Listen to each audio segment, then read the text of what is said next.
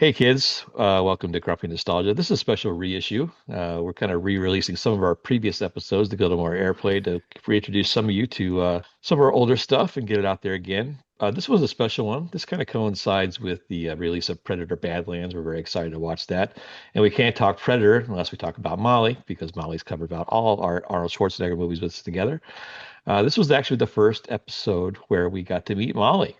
And joining us for this special intro, we actually have Molly herself. Molly, how are you? Good to see you again. I'm doing great. How are you guys? It's been a while. Good. Yeah, it's been a very, very long Fantastic. time. It's been so long that you've actually added members to the party, as I understand, right? Yes, as a matter of fact, which is kind of crazy. Congratulations on that. So we Yeah. uh we felt it was always important to like have another perspective on our show, and you kind of fit the bill perfectly. But for those that don't know, Molly's been with us for 3 years now, going on 3 years. And Yeah. it's interesting how we met Molly. It was just kind of by accident, right? I was the wrong Justin. Yep. Yeah, my husband has a friend named Justin who shared your podcast, and I was like, "Oh, Justin has a podcast." Listen Yeah. to it. I was like, "That's not the same Justin." A But it all different kind of guy. worked out because in the early days when we were first starting how this stuff actually works, I look, hey, somebody's listening to this from Alaska. Like, Mike, do you know Right. anybody from Alaska? It's like, no. We were surprised anybody was listening at all. But and then we she left some really good feedback on the Instagram page, and we worked up enough courage, I think, right? You just She kind was of the be one. Yeah, she was the one that listened to us, right? But I think she just kind of reached, if my memory serves, she just kind of reached out to us, right? To see, I think we put it out there to see if anybody wanted to join us to be on the show. And Yeah, I or had think, suggestions, or yeah, yeah, because I think I requested I don't remember if it was the first request. yeah. It was one of them. So I got to ask you, and not to stroke our egos, but what made you want to say, the nerve to like, not the nerve, but maybe the motivation. What kind of motivated you to want to Yeah. call us, see if we could collaborate? I mean, I love movie podcasts. I mean, that's the Mm. re part of the reason I started listening to you guys because I just enjoy that time frame of films and a lot of these I hadn't seen before. So I was watching them for the first time and then looking them up later. And I was just like, well, what can it hurt to reach out and be like, hey, would you want to do this particular movie? I think at the time I wasn't anticipating actually coming on as a guest, Yeah. but you know, you we talked about collaboration, and I'm like, well, why not? That sounds like a lot of fun. It's real because I remember the exact time when I got the message from you. I was actually in the dentist office waiting in the waiting room, and I had just come out of some sort of dental surgery and I couldn't really speak very well. And I got this DM saying that, a listener wanted to be on our show with us, and I'm like, I had no one I could tell him What? I could talk to because I live in blah blah blah. Nobody would even understand me. But it was I floated the idea to Mike, and he's like just right away said, yeah, that sounds like a great idea, and the rest is history. I think we've done at least a half a dozen movies together since then, right? Least. At least, yeah. Yeah, but you've of all the guest hosts, you've always kind of given us the most thrills because you're a generation below us, let's say, Right. and you always offered an interesting take on sometimes our overly cynical view on movies, and it's always great to have that different viewpoint. So Yeah. we talked about doing Predator 2. That was your call. Hmm. That's when we knew you were our people when you decided you want to talk about Gary Busey. Yes. But this is an interesting movie because the Predator franchise is hit or miss. Very. The first two were pretty strong, and then they kind of had that blend with Alien versus Predator, and they kind of got they kind of tanked. And then I think the most recent one, I think you actually brought us to our attention first, was Prey on Mm-hmm. Hulu, where I think you were watching those with your husband like a Yeah. marathon. Yeah. And so that was a great movie, and I think this most recent one looks very entertaining. At least I think it's done by the same creative team I that think it did is. Prey. Same Yeah, director. so I think probably in 30 years we can talk about this one again. So just clear your Yes. schedule just in All right. case. But All right. so we're going to go back to Predator 2, and but more important, we're going to go back to our first episode with Molly, and it was very special for us to join us here, and we look forward to many more collaborations with Molly in the future. So Molly, thanks again for joining us. Thank Yeah. you. More ways than one. Thank you for bringing us sweaty Maria Conchito Alonso. I appreciate that. Oh, yes. You're welcome. My pleasure. So with no further ado, let's just jump into Predator 2, featuring for our very first episode with Molly. So hit it.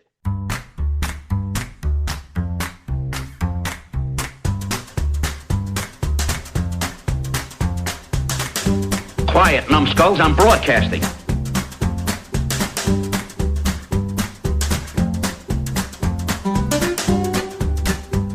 Hey kids, welcome to Grumpy Nostalgia, the Second Look Cinema podcast, the show where we go back to the blockbuster new release wall of our memory, grab a copy off the shelf, pop it in the old VCR, and see what time has done to it. I'm Justin, that's Mike. You want some ganja, man? No, that's Molly. Hello. And we're here to help you navigate all the landmines littered down memory lane. So Mike, did you notice something different about today's show? Your voice went up an octave, sounds like. No, we have a special guest today, Cool. Mike. So like when let's be honest, the show's ratings are in the toilet, really.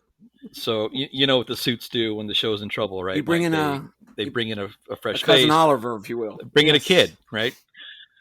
Yeah, she's an Oliver. Yes. So we're using you, Molly. But welcome to the show, Molly. It's good to have you. Hey, it's great to be here. I'm looking forward to the next hour or so. It's going to be a lot of fun. Well, slow down. Okay. I'll try. Actually, we'll ask you In all again. honesty, yeah. Okay. So for those that are curious, Molly is a very special listener who took us up, called our bluff when we asked for people to want to sit on the show.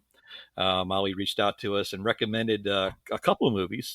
This is one of them. So if you don't like the movie, it's this episode is her fault.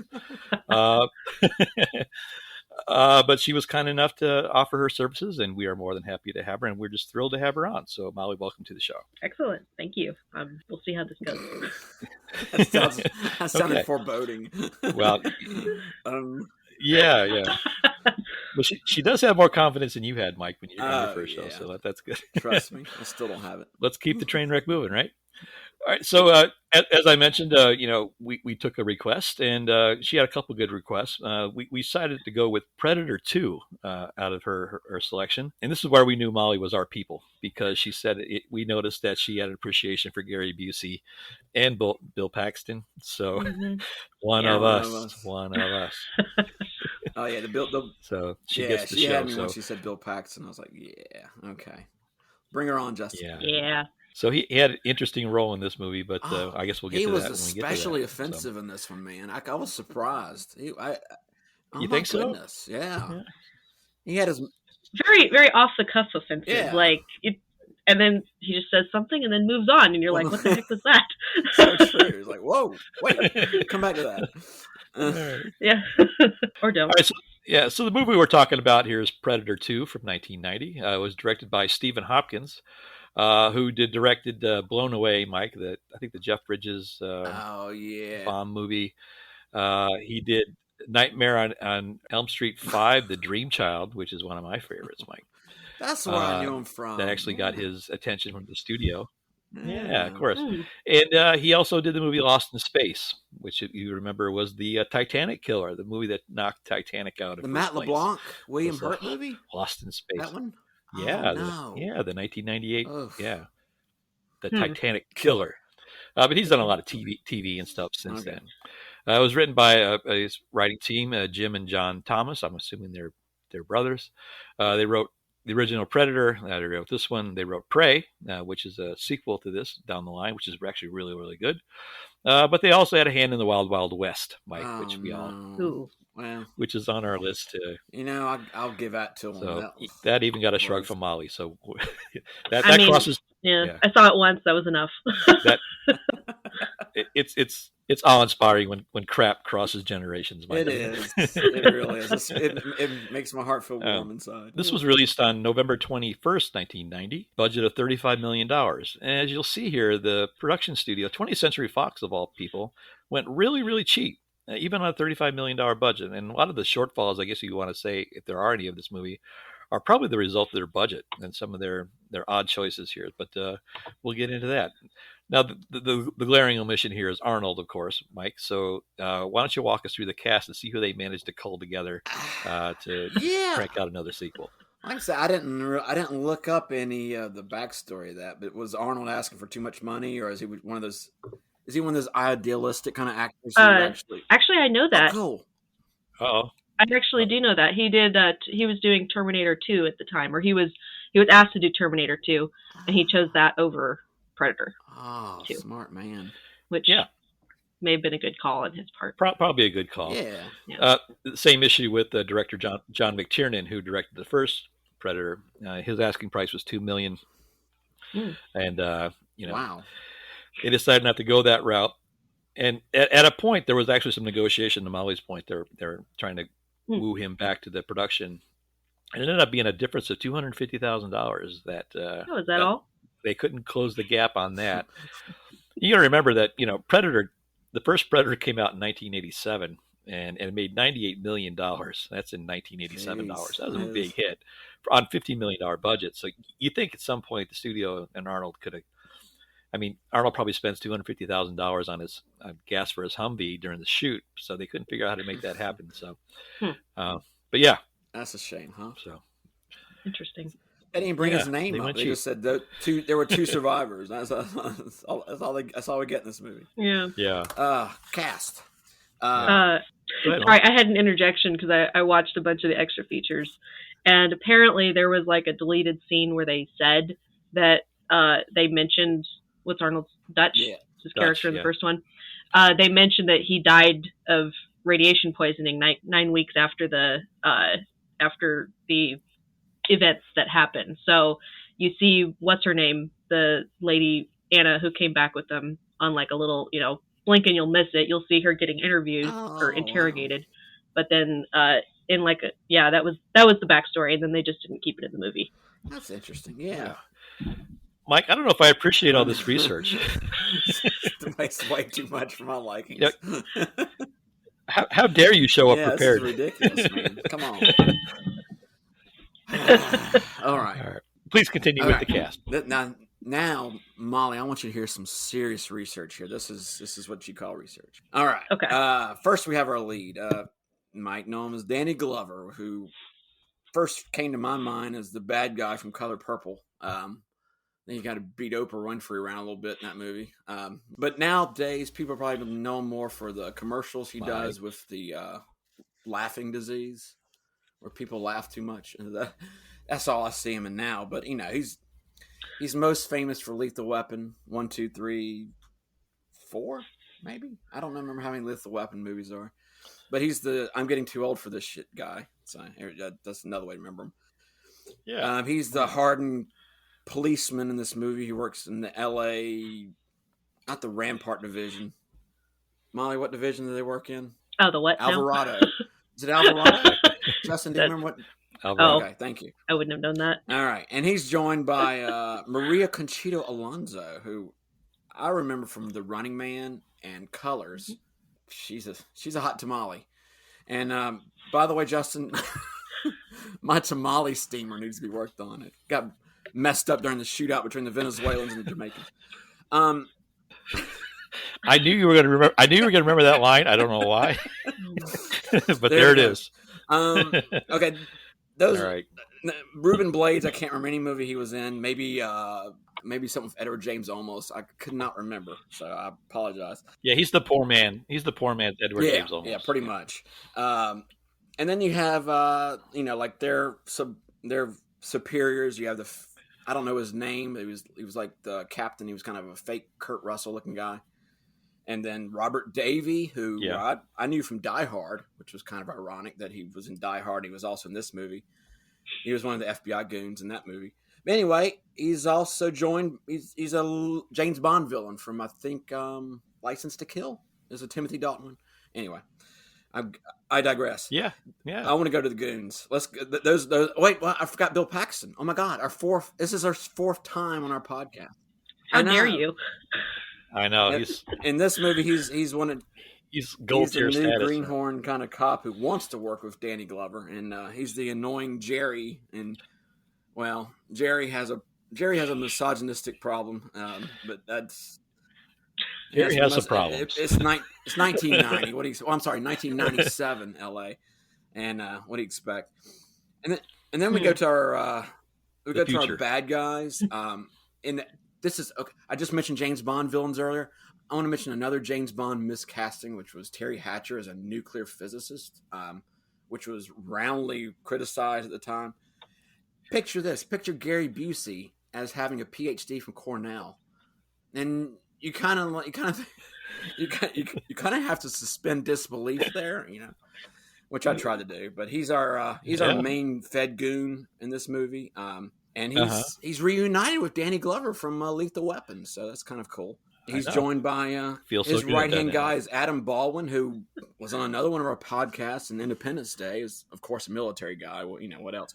Besides being my bodyguard and the TV show That's Chuck. another reunion. Yeah, exactly. That's another reunion, Mike. Right? He was with Gary Busey in DC Cap. Was he in DC? Oh, poor guy. Well, everybody. What was that? Sorry, cheap was shot. It Losing It? Well, yeah, it was. What was that? Really, it's a really bad Gary Busey movie from the early '80s. Oh shucks, this is gonna bother me. That's all of them. Like, I'm like, that narrows it down so much. And then this is my special cameo cast member of the day.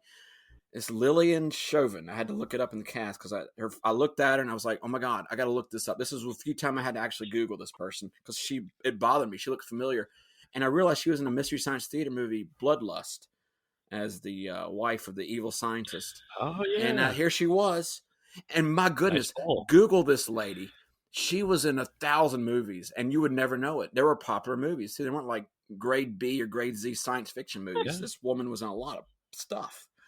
And I was shocked. So there you go. I think that's all I got. Well, nice job, Mike. You're Thank welcome. you for that. I know you got more. Not a whole lot more on the cast. So we, obviously the elephant in the room here is where's Arnold?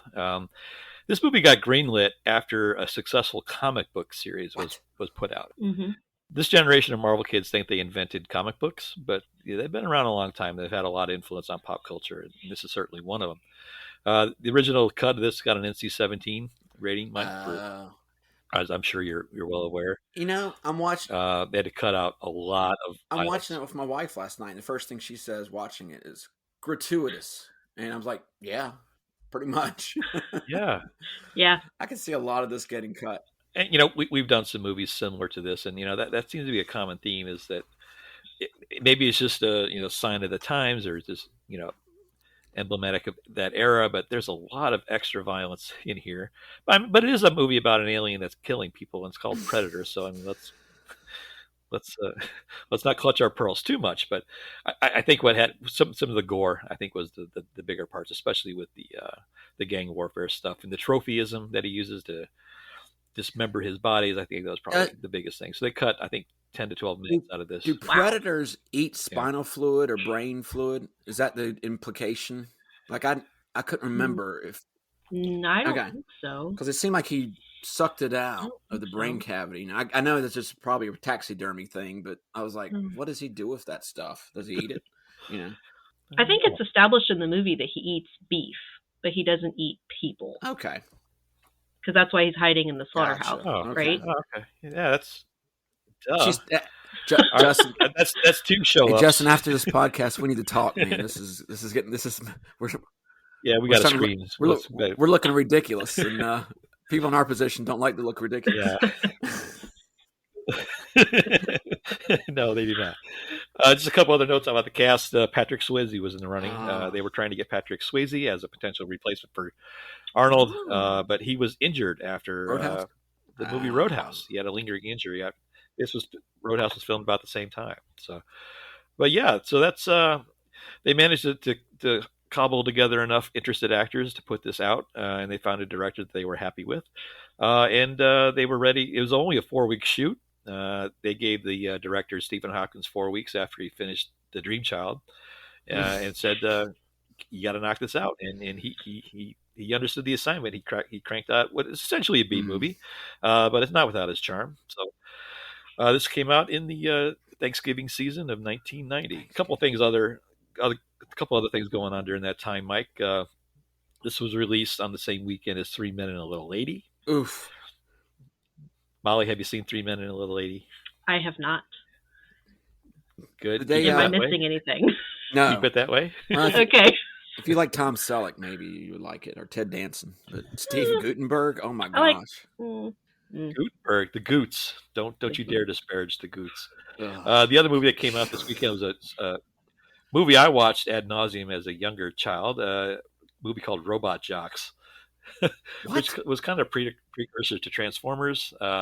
Remember that, Mike? It was on HBO all the time. No, We I watched never it in heard our of dorm. this. We watched it in our dorm as freshman, sophomore in college. We watched this in our dorm all the time. It's Oh a my horrible gosh. movie, but Robot it's kind jocks. of like guys that get up into avatars. They get into these giant fighting robots, and Hmm. they're jocks that get in robots, Mike, just like the title would imply. It's all right there. So some other movies in theater that kind of hindered the success of Predator 2 was Home Alone had come out 2 weeks earlier. Hmm. Dude, it's sequel mania, man. He had what? Three Men and a Little Lady, Home Alone 2. This movie, jeez. Yeah.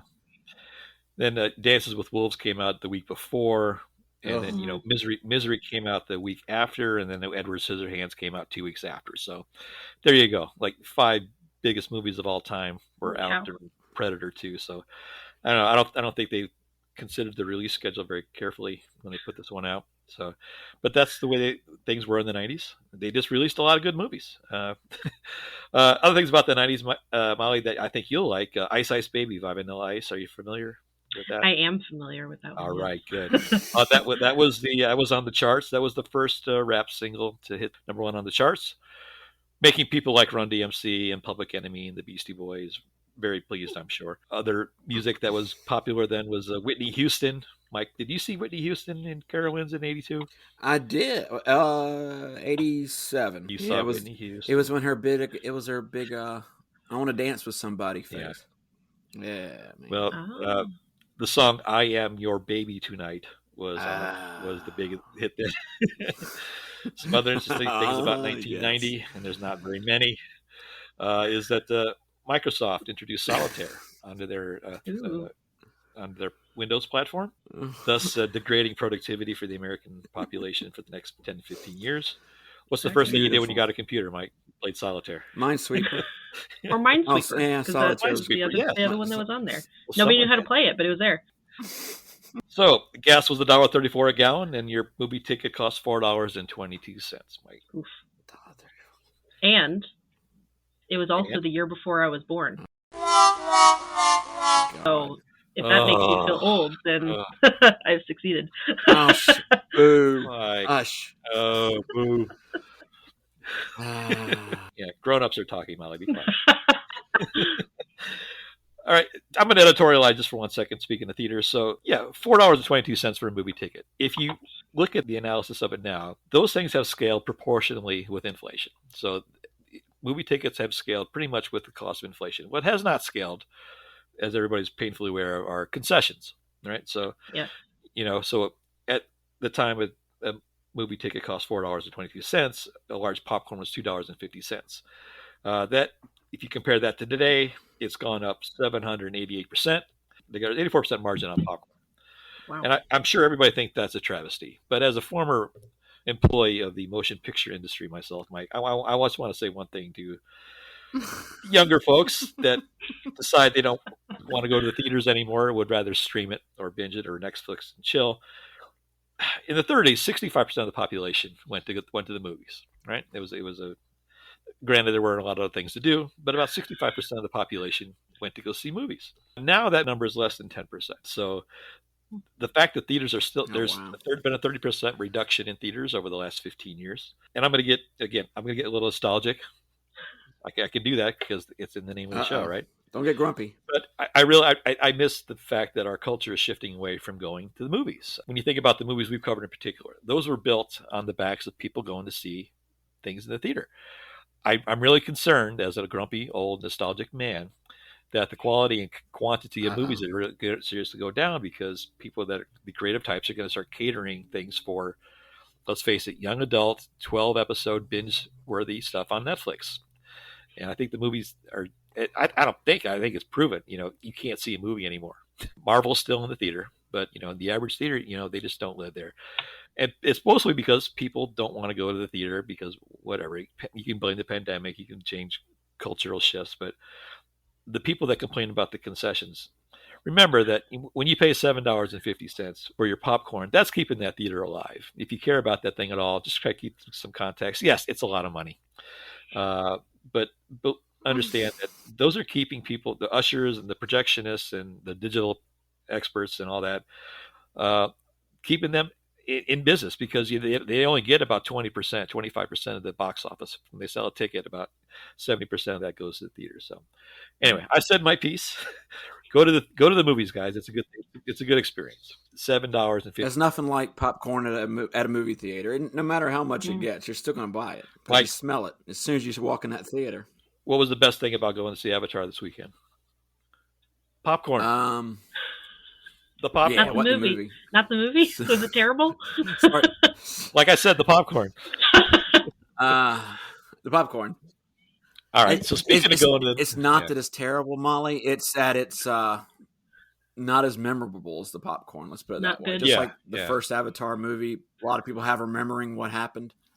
It's similar in this one. You're kind of like you just shut your mind off, and that's a good example. The reason I liked Avatar is because I was in a dark room with my friends on a giant screen eating movie popcorn. I mean, that adds a whole lot.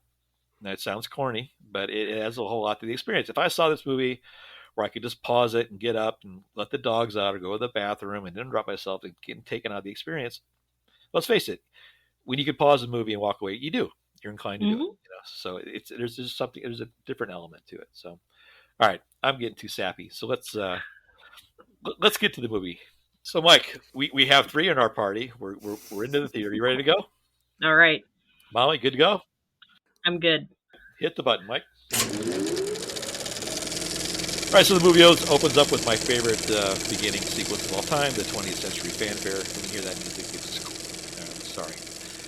you get this, what appears to be drone footage of this weird jungle, right? But it's actually just L.A., and the camera zooms back, and it opens up over a futuristic 1997, Mike, in L.A.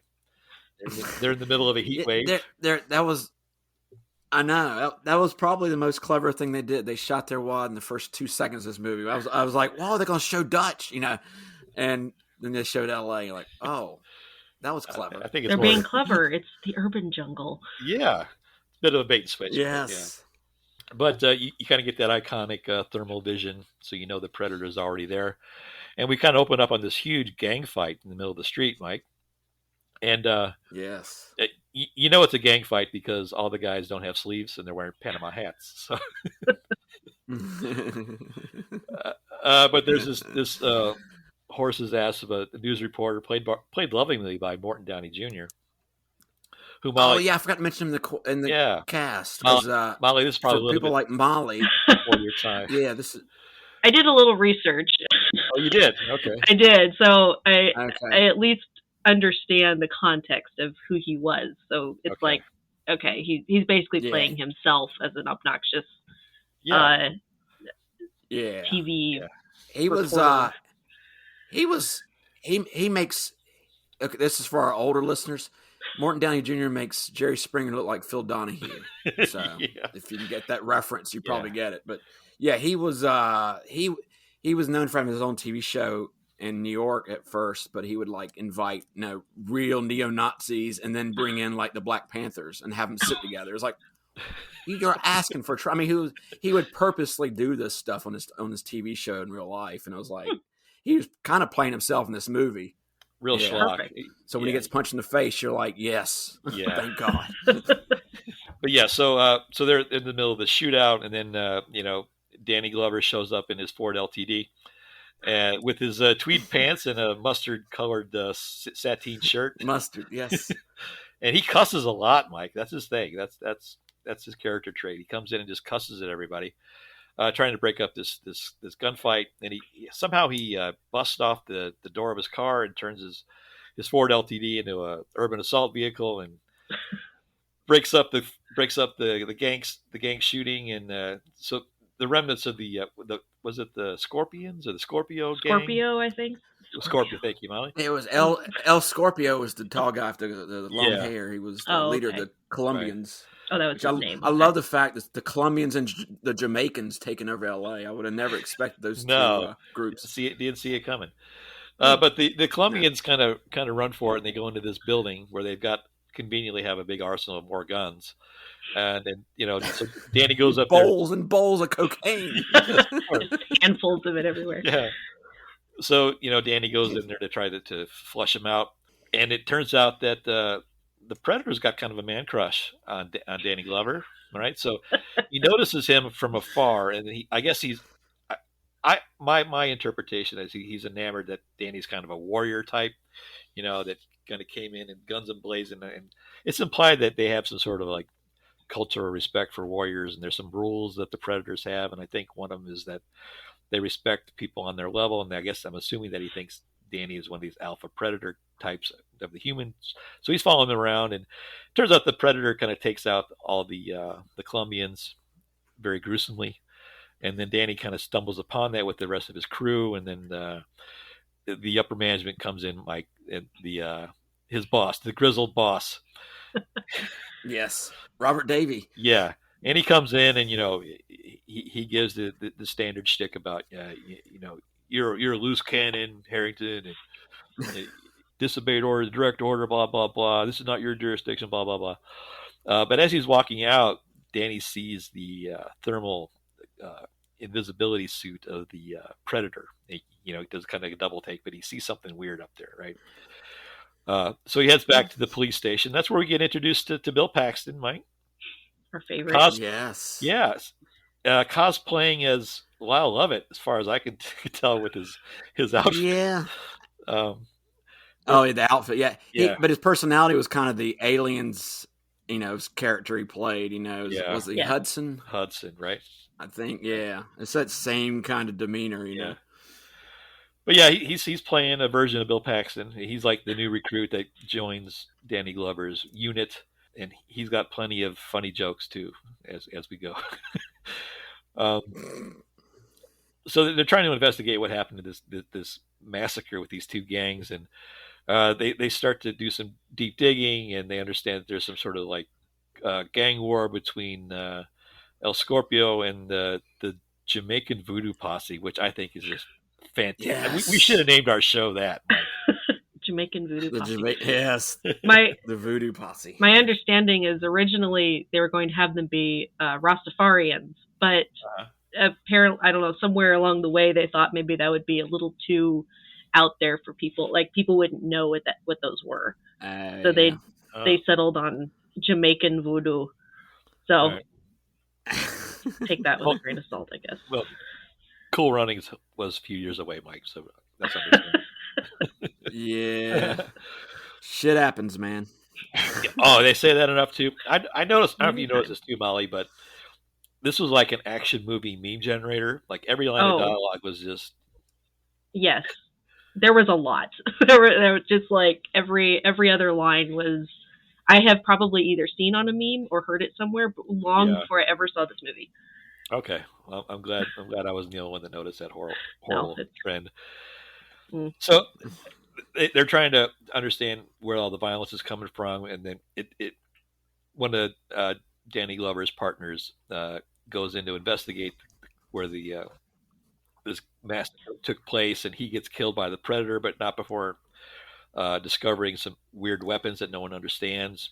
They go and talk to the Jamaicans, and the Predator's kind of stalking them, and as they leave, the Predator kills King Willie, which was sad to see him go. King Willie, no. Yeah, shout out for King Willie, because for one scene, he stole it for that one scene, so I guess they had to kill him so he wouldn't take over the whole movie. Yeah. So all the while, Gary Busey, quote unquote scientist, this was the first movie he did after his motorcycle accident, Mike. Mm-hmm. Which is weird because no one, and I know Molly's disappointed as I am. He didn't really go full Busey on this until the end, right? Yes. he was kind of subdued, I thought. Although, again, looking at like the extra features, he is full Busey in the extra features. He's like, he thinks he is hunting the Predator. He is all in. Like there's no differentiation between his character and him in his mind at that moment. So he's going for it. He's a method actor. Very much so. Or a head case, one of the two. Nice. Yeah. So I mean, he did suffer permanent brain damage after his motorcycle accident. So yeah, but they get into a little exposition here where it's kind of understood that Gary Busey's team has kind of been stalking this Predator, and it kind of loosely connects the dots between the previous movie where they've been following him, and there's a little exposition here where he explains to Danny Glover, that they've been tracking him, and he's been in the Philippines, and he's been in Colombia, anywhere where there's heat and conflict, Mike. So that's why they're in Los Angeles, because it's 109 degrees and there's gang wars there. 109, man. 109 degrees. It's a very sweaty movie, by the way. And, So sweaty. and can Yeah. I dive before you? I want to go over some of the fashion choices and technology choices in this movie. We know this is your strong suit, Mike. Please go ahead. This is 1997, and another. I don't. The movie's in 1990, so I'm not sure they're really going for the future. But I don't. It's almost like alternate universe kind of stuff where they're wearing the zoot suits and the fedoras. Yeah, the fedoras were. There's weird. lots of Mustangs on the road. They're from like the 60s and Vegas, and even the cops drive minivans, which was really off-putting. And the guns they have like laser sights on them. Cops have moms too. It's just really weird. And how's there a taxidermy shop in downtown LA? I just really, that one really bothered me. But it's an odd. It's like they were trying for some kind of futuristic society that it didn't quite get pulled off. It was odd. Yeah, it's just off-putting the way the wardrobe that they had on. The only people who had style was the Voodoo Posse in their Cadillac, and and King Willie and his big giant, his amazing Technicolor Dreamcoat. And other than that, it was just a bizarre kind of. That's why I keep going for the parallel universe thing, because it was just so strange, off-putting to see all the old cars, and it's like being in Mexico again or something. Yeah. Really weird. Well, in typical fashion, Mike, you've asked a plethora of questions I don't have an answer for, so I'm just going to assume they're rhetorical, and we're gonna move on.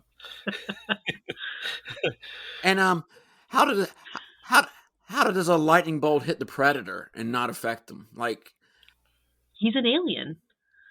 Is that?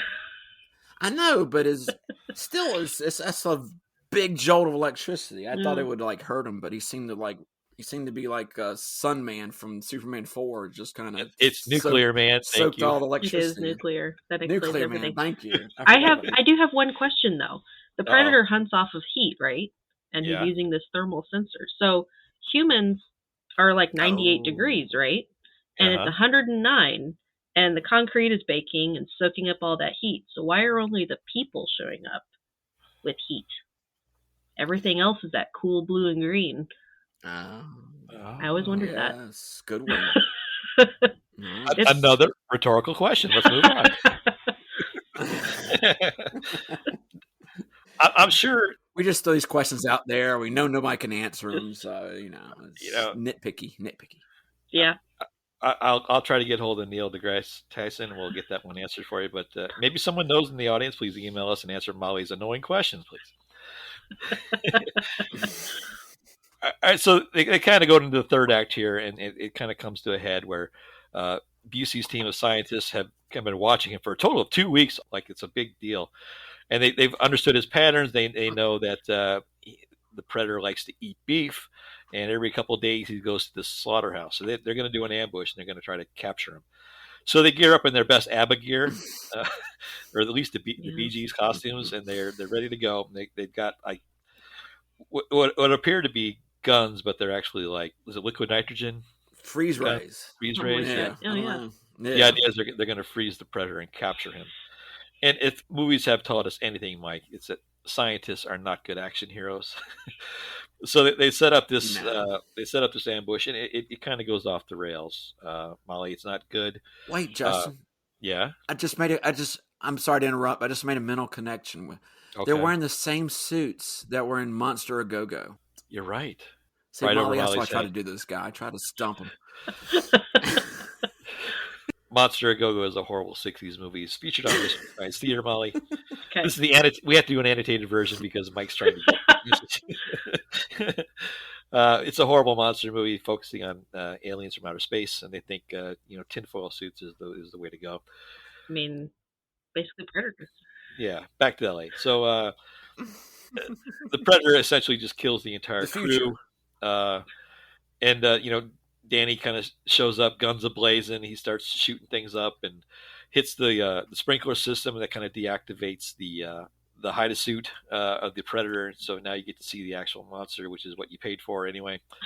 Uh, and then unfortunately, Gary Busey kind of comes back to the dead, and this is where he finally goes full Busey. He gets that glazed look in his eye, and he starts trying to attack the predator, and then the predator shoots this like murder frisbee, and kind I of love that thing. gives Gary Busey a haircut starting at the waist, cuts him in half, which was pretty A gruesome. bisection. Yeah, he bisects. Now there's 2 Gary Buseys. Ugh. And then the last 10 minutes or so, there's a bunch of silliness of the Predator and Danny Glover fighting in Los Angeles, kind of busting through apartment buildings. And I love the scene here with the old lady. The Predator goes in. Yes. He's been injured, of course, because Danny shot him up. He has this like medicine he uses in a little fire pit where he grinds up some bathroom tiles and media and pours this like blue glow stick stuff over it and patches himself up. And meanwhile, the owner of the apartment is this older lady, and she's got a broom. she's gonna take them out. But they end up fighting each other, and it ultimately ends up they chase each other down to the Predator's subterranean lair under the subway. Didn't you halfway expect Danny Glover as he's climbing that building on the edge of it to say, "I'm getting too old for this shit"? I knew it was coming. Yeah, go out fly out to California, meet some friends. Like you pictured a John McCain line maybe thrown in there. Right. As he's going to the elevator shaft. Yeah. The air shaft. It's like it was that same kind of vibe to it, and I was like, "Wait, it just for a minute there." I was like, and they really vaguely established his fear of heights in like the first scene when he kills El Scorpio. Yeah. And then this scene comes back in like, "Oh wow, he has a fear of heights," but you don't really feel it. He got over it. I don't know why they even threw that in there. It's just. It's like he. For somebody who's afraid of heights, he went right down that drain pipe way quicker than I would have. Exactly. Yeah, that's funny. Oh, did we mention that Bill Paxton got killed again by another alien? Oh no, you forgot the subway scene. I forgot the subway scene. Yeah. Again, I was so excited. In a city where they drive 65 Mustangs, they have a pretty sleek subway system. Yeah. Again, an indication of the future, because in 1990 the subway didn't exist, so they were, or it wasn't done yet. They were assuming it would be done in 1997. Wow, there you go. They filmed it in They filmed on the San Francisco barge system. Yep. Wow, very cool. There you go, Justin. All right, I'm dumb. I get it. I'm dumb. All right, so they get to the last part. The last scene is where they're down in the Predator's kind of, I guess, ship, his base, and they're fighting it out. And he gets a hold of the murder frisbee and kind of like, if he ends up killing the Predator, like sticking it to him in the old solar plexus, Mike.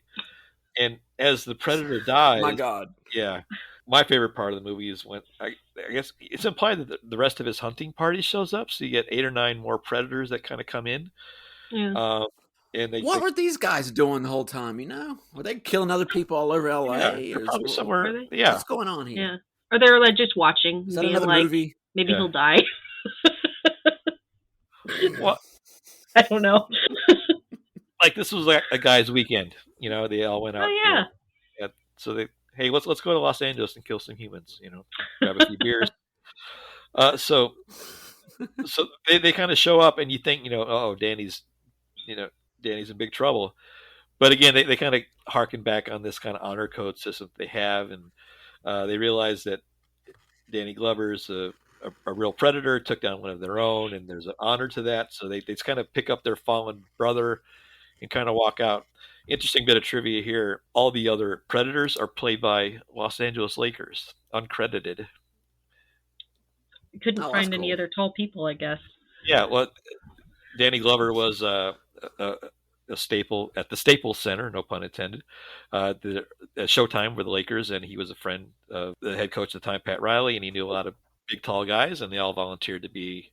Cool. So somebody, there's famous Lakers under those suits, which I thought was cool. Michael Cooper? Probably Michael Thompson? Michael Thompson. Kurt, was Vlade Divac? No, he was there. Kurt Rambis? Kurt Rambis, yeah, I'm sure he was. Ignore us, Molly. We don't know what we're talking about.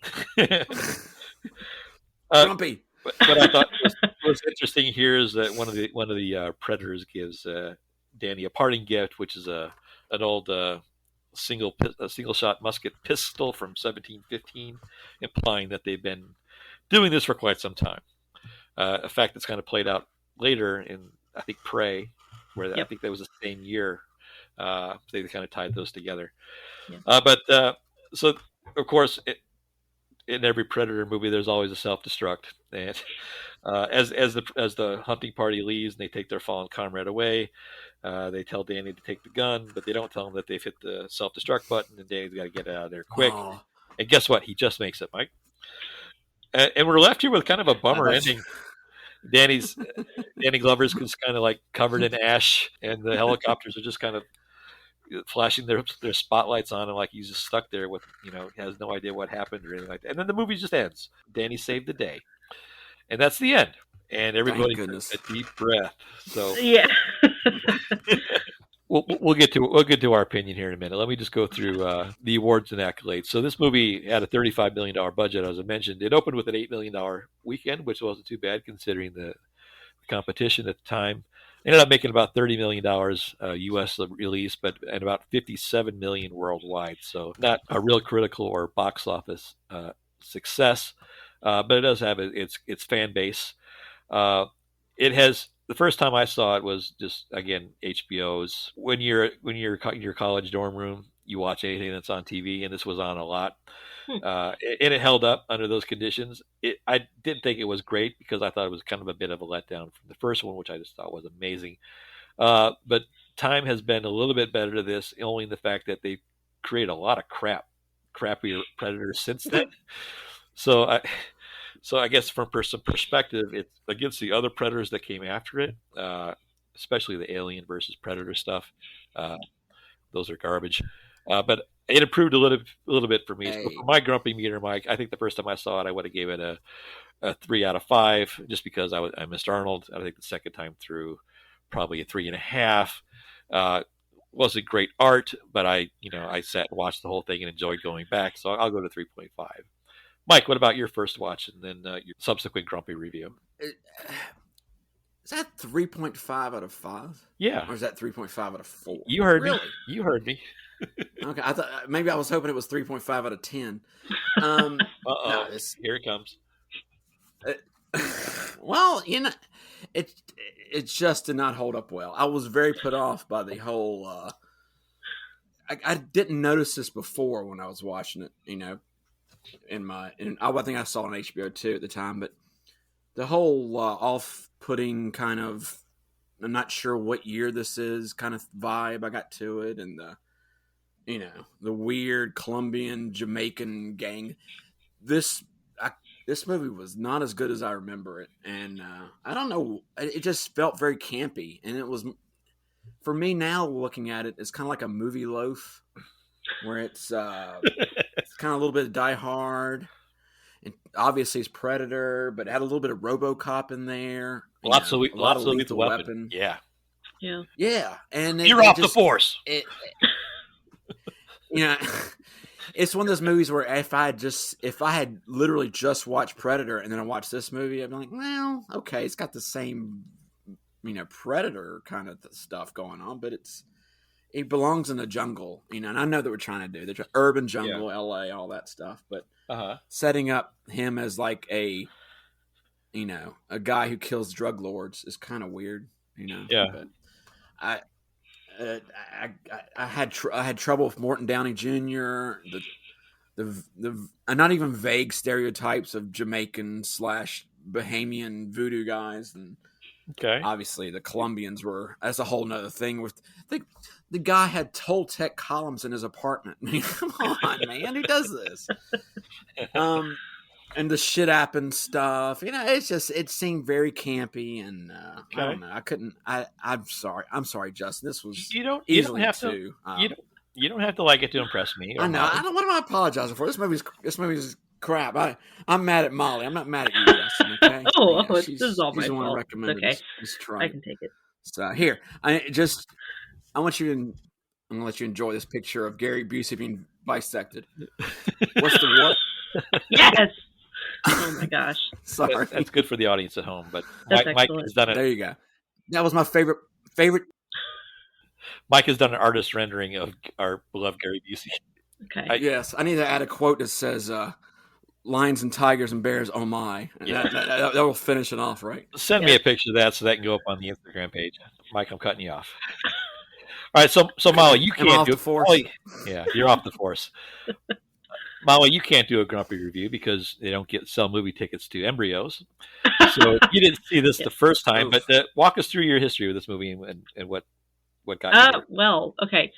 To be fair, this was only the second time I had seen it because, context-wise, we were getting ready to watch. My husband and I were getting ready to watch Prey, and I hadn't seen any of the Predator movies. So he's like, "Okay, we'll come back to this one. We have to watch everything leading up to it." So we went through Predator, Predator 2, Alien versus Predator. We went through all of them, and it was an experience. So I think seeing them like back to back like that kind of helps it maintain some kind of context, or at least there's a similar feeling. Well, let me put it this way: there's a similar cultural feeling, but not a similar genre feeling. So, for example, I do prefer Predator because it's more of a survival horror, I guess. And this is like they kind of did away with that aspect and just went for like action adventure with the gratuitous, a lot of like lingering shots of Nice. exploded bodies and things like that. Whereas the first one is like the horror is not really quite knowing everything that he does. And in this one, they're like, we're going to show you all of it. Yeah. Even if you don't want to see it. So watching it in context, the first time was kind of like, okay, this makes sense.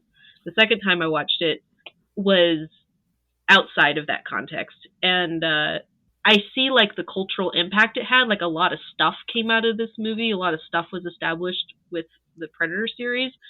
But it's very dated. Like the cultural context is very much a product of its time. So that I see how that makes it kind of difficult to be like, okay, I probably wouldn't pick this movie to like sit and watch it by itself. I would definitely pick the first one over that. I would definitely pick Prey actually over seeing probably any of the others. Prey was excellent. So I get its place in that zeitgeist, but by itself, it's just kind of not one you really come back to, I guess. If that makes sense. Mike's giving it 2 thumbs down. How many stars out of 5 would you give it, Molly? Ooh. I would say a 2.5 or a 3 because I would watch it in context. Like if I was rewatching the series, I wouldn't skip it, but I probably wouldn't watch it by itself. If that makes sense. Yeah, that's fair. Wow, that's way more profound than anything we would have come up with. So thank you very much for that. She's too intelligent for our show, Justin. She's really raising the bar here. I'm kind of Ooh. I feel dirty. Yeah. A pretty common theme about this in the cultural legacy of it is that, what could have been with Arnold, and that got us thinking that, a lot of times there's such a drive and such a need to fuel the engines of industry that once Hollywood gets hold of a property like this that shows any kind of success, it's implied that they have to go to the next phase. And sometimes there's bumps in the road, and a lot of times critical characters or contributing people to the first movie don't want to go on. And the elephant in the room has always been with this movie is like, Arnold wasn't there, but they made do with somebody else. That's Arnold. Yeah, that's the first thing you think of. Well, no Arnold, right?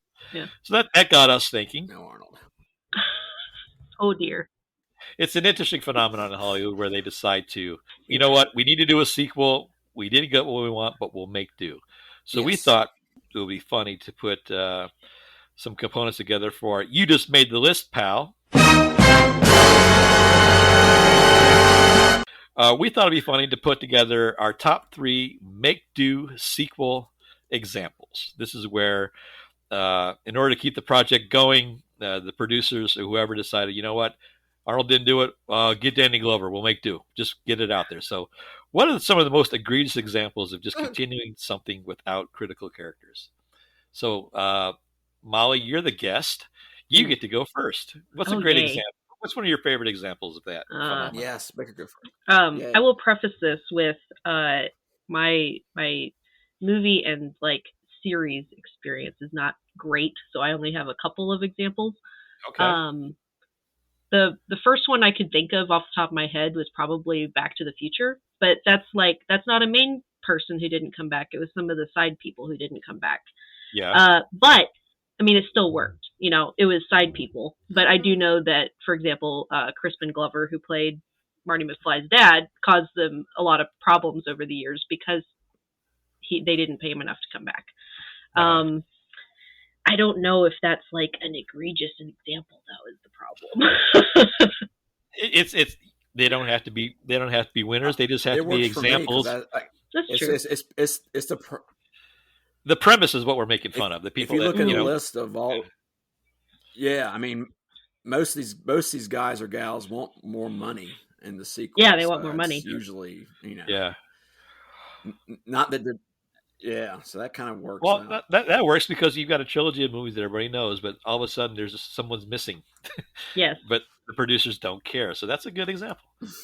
Mike. Or it's somebody totally different that they say, "Oh, look, it's the same person." Oh, yeah. You're like, that is not the same person. It's Crispin Glover's brother. No. Nice segue. Nice. I like Molly's segue there. Mine is a TV show, and of course I can't. Justin, I don't live by your rules, so I can't just do movies. Few people can, Mike. I know, right?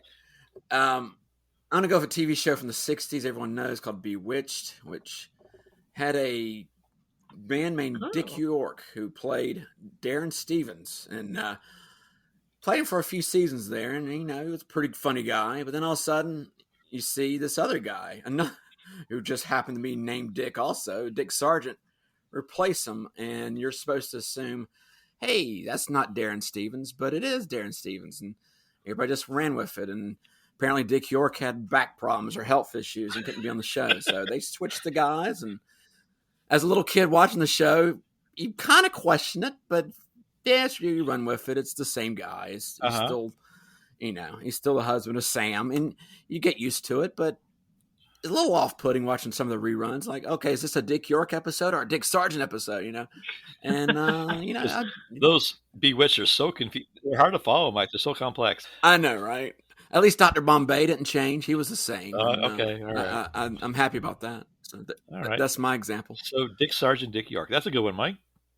One of my examples, one of my favorite ones is we talked about this a little bit on our second episode.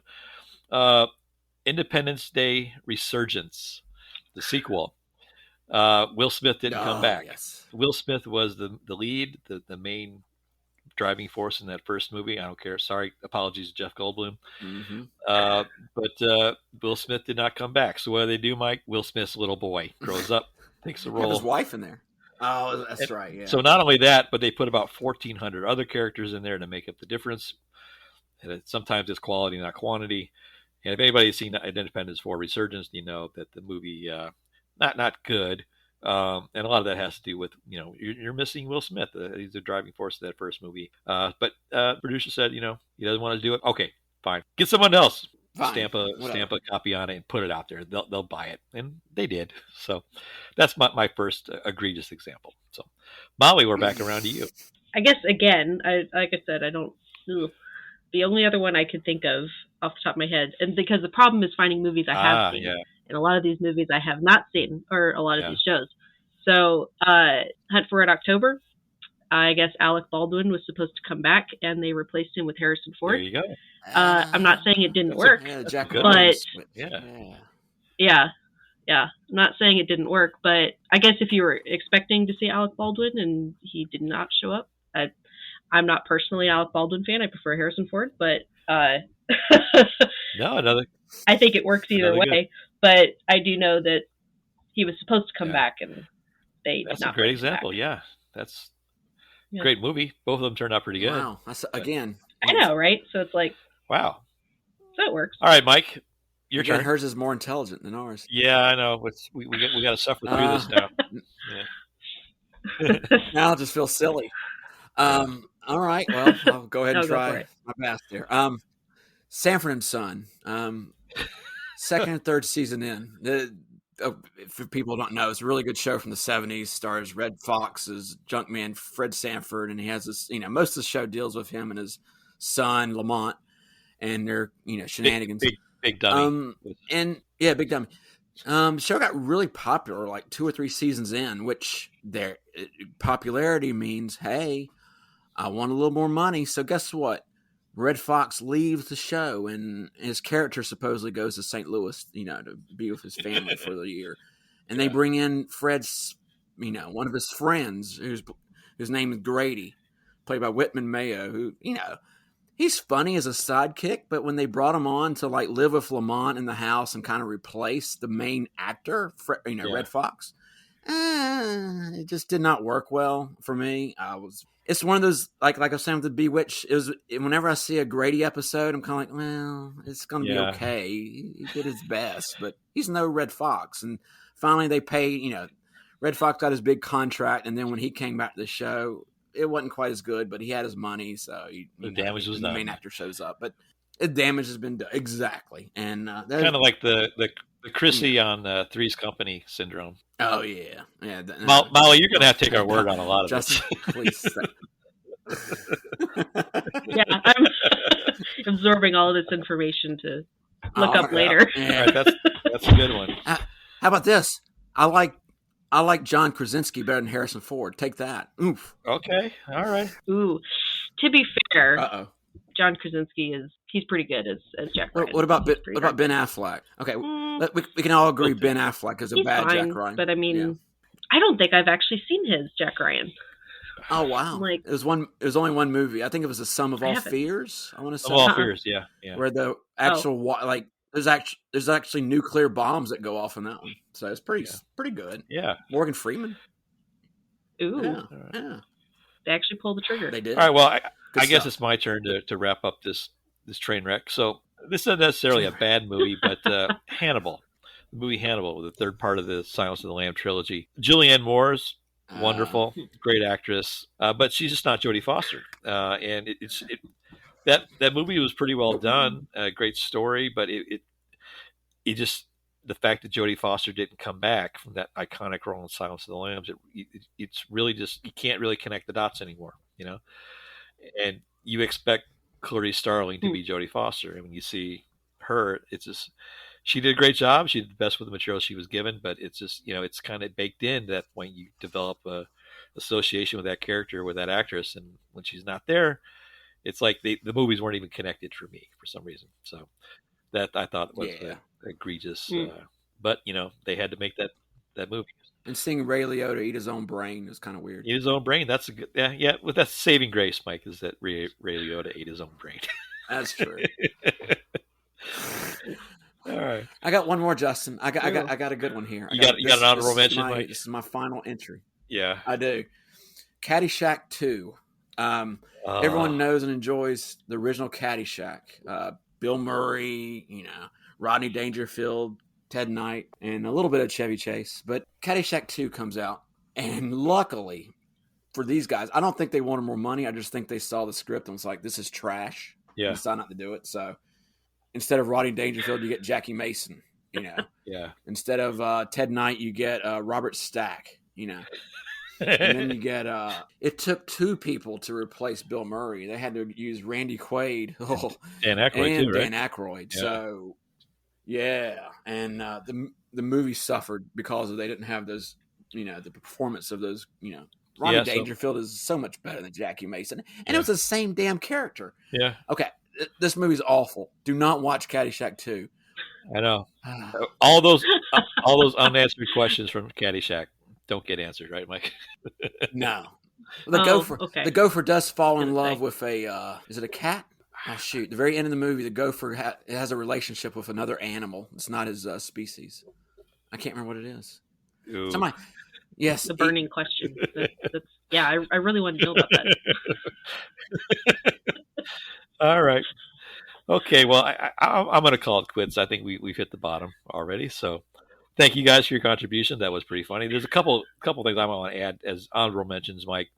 And Molly, I think you can even rate on our scale here because these are Home Alone 2, 3, 4. I think there's like 7 Home Alones. I think when Disney got hold of the property, they put out like direct-to-video releases. But even Home Alone 2 made me mad because the premise. They got Macaulay back, which I'm sure he's probably indentured into a contract to do that anyway. But okay, I can accept the premise the first time. It's cute, it's charming. I watch it every year. It's a great idea. Second one, even with Macaulay back, okay, he gets left alone in a giant building, and the 2 burglars come back. It's got Donald Trump in it. There's nothing good about it. And then to push 3 and 4. Okay, I understand Macaulay's like 40 years old now, so he obviously can't be the kid. But just stop it. Right. Just stop it. Wait, you just made me think of another one, Justin. Beethoven's Third didn't have Charles Grodin in it, so it was a really bad movie for me. I hated that. Well, another Arnold omission, Kindergarten Cop 2. They replaced Arnold with Dolph Lundgren. Oh, no. Yeah. They made a sequel to that? Oh. Yeah. This was fun, Molly. We are really just thrilled that you decided to join us. We hope you enjoyed the show, and we hope you will come back and sit in with some other ones. Thank you. Thank you for inviting me. We'll just forget about all the things you called out there way smarter than us. We'll just forget about that for a while. Yeah. Yeah. That's not right, man. I had a whole list of things to talk about, and I was like, this might be like diving a little too deep. So I'm going to bring up like a few things. Cherry pick one right now and bring it up. Oh, one right now. What was it? Oh, yes, my favorite one. Okay, so the division that Bill Paxton's character like transfers over, they just briefly mention it's called the Rampart Division in L.A. So ironically, in 1997, like the actual 1997, that division got busted for this gigantic, what do you call it, police brutality investigation, police corruption investigation. So the time frame that this movie is set, it's supposed to be like, this safe, like not, nothing happens there sort of thing. And in 1997, there was a lot of stuff going on.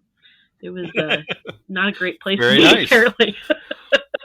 Speaking of not a great place to be, you can check out our social media at Grumpy Nostalgia on Instagram. If you feel compelled to send us an email with any of our brilliant observations or calling us out, you can send us an email at nostalgiagrumps@gmail.com. Do what Molly did. Direct message us and get on the show. It's that simple. Yes. That's all I did. I just requested a thing. It's just that easy, sitting here recording things. No, man, but again, in all sincerity, we really want to thank Molly for joining us. It was really a pleasure to meet you and get you to contribute to the show. And this was a lot of fun, and we hope to do it a lot more. So thank you for joining us, Maria. Thanks. Thank you. All right, gang. So that's going to wrap it up for the show. Mike, we're going to take off. Anything else you want to say before we leave? The final Jeopardy answer is Richard the Lionheart. You were one ugly mother